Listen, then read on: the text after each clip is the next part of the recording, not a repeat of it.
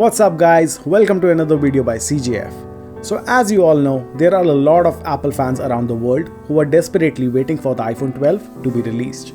So today we will be talking about the iPhone 12 and discuss all the rumors in the market. There has been a lot of talks around what Apple is going to bring to the table with the new iPhone 12 lineup.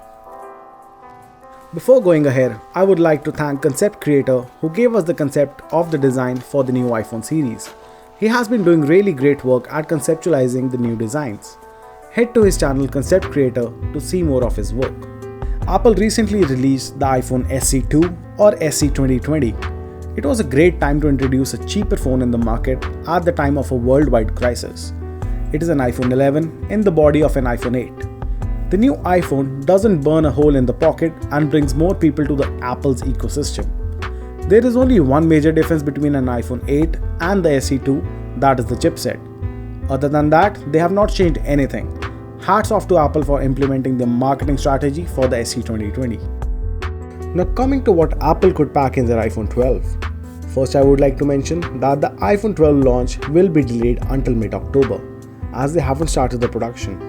The rumors say that the design will surely change and could end up just like the iPhone 4, which had slightly more skewered edges.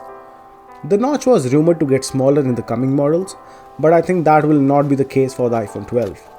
They have repositioned the SIM card tray from the right side to the left side, which means that they are also heading to implement 5G technology in their latest models, just like the other companies.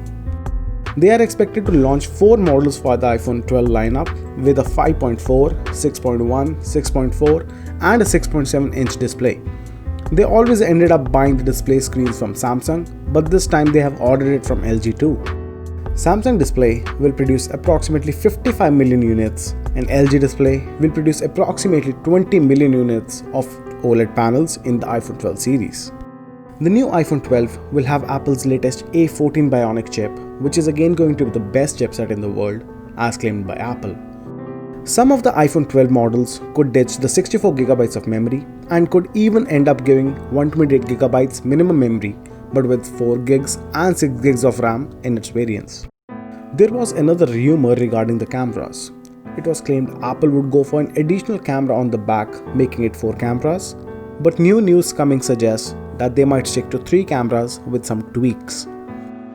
As the 120Hz refresh rate goes, Apple is not yet bringing that to its series of phones this year, as many people are claiming having problems with the 120Hz display in Samsung and OnePlus.